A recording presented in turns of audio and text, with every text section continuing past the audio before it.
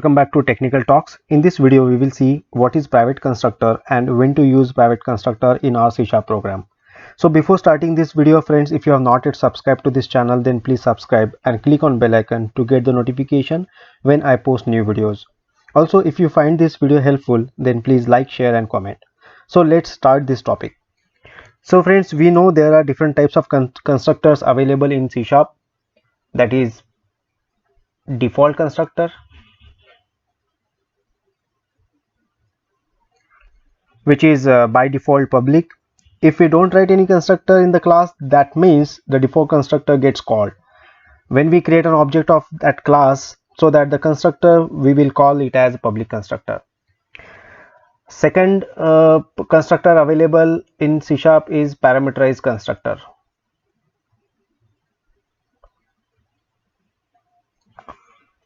So that is the constructor with at least one parameter.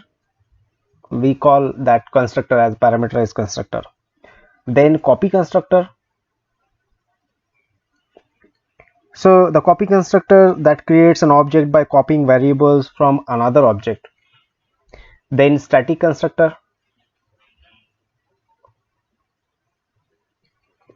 So static constructor is called automatically to initialize before the first instance is created. Static constructor, we cannot call that directly. And the last constructor is private constructor, that in this video we are going to see. So private constructor is a constructor that is called and declared by private access specifier, that is a private keyword. So let's switch back to Visual Studio. If I create any class, that is my class, CTOR will be used to create the constructor. If I mark this constructor as a private, that means this class is having private constructor. So here is a question: can we create an object of a class with private constructor? So the answer is no. The object of a class having private constructor cannot be instantiated from the outside of the class.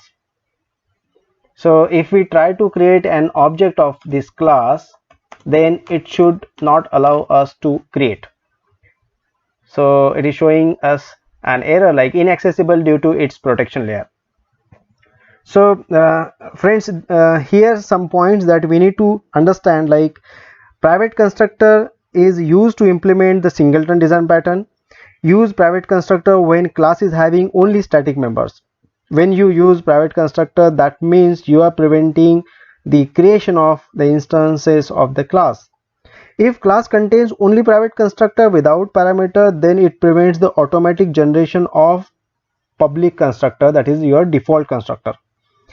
And if class contains only private constructor and does not contain any constructor, that means public constructor, then other classes are not allowed to create the instance of this class.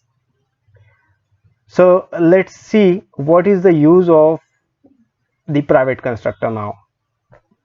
So very first point, like, it will stop object creation. So if you want to stop object creation of this class, then we can make the class constructor as a private. So if we try to create an object of this class from our main program or other classes, then compiler will throw an error.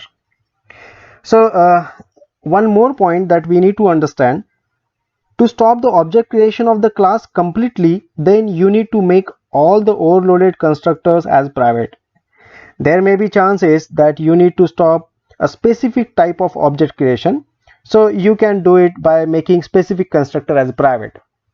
So for example, if you don't want to allow anyone to create an object of a class with an empty constructor but all other overloaded constructors, then you can make the empty constructor as a private and rest of the constructors as public. So let's see this in the example. Okay, so here I am having private constructor, that is empty constructor. Okay, but what if I am having a public constructor with parameter? Then in that case,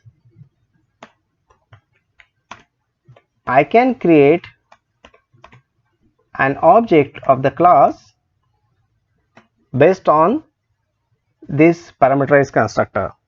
So this is okay, but we cannot create an object when it comes to the empty constructor. Second point to use the private constructor is your singleton design pattern.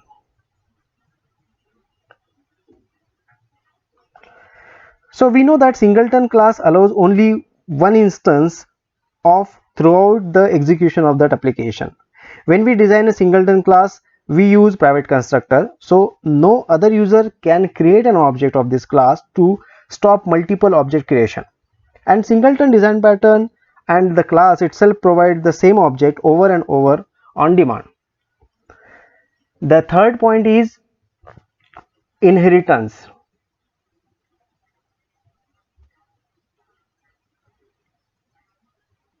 Can we inherit a class with private constructor? Again, the answer is no.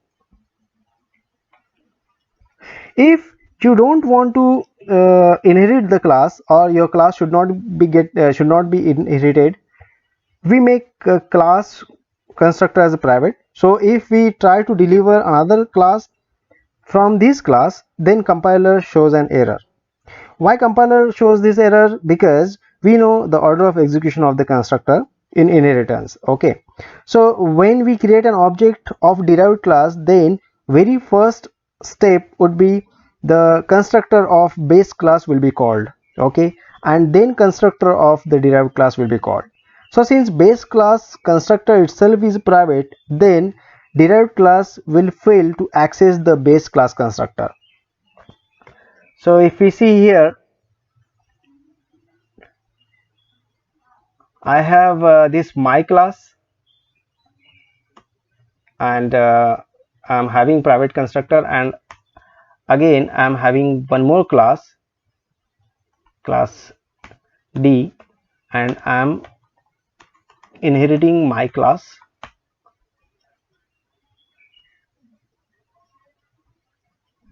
and I'm having this constructor. So since we can see here, like we cannot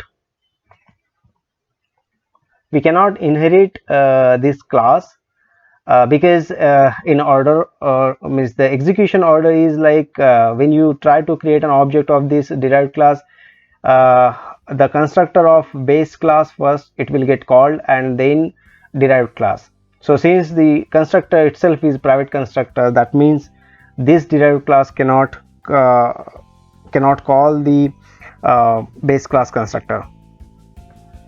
So we have seen the inheritance. We have seen the inheritance that can be stopped. So thank you for watching this video. I hope you find this video helpful.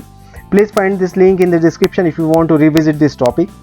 If you want any topic that you want me to cover, then please comment below so that I will come up with that topic. Stay safe.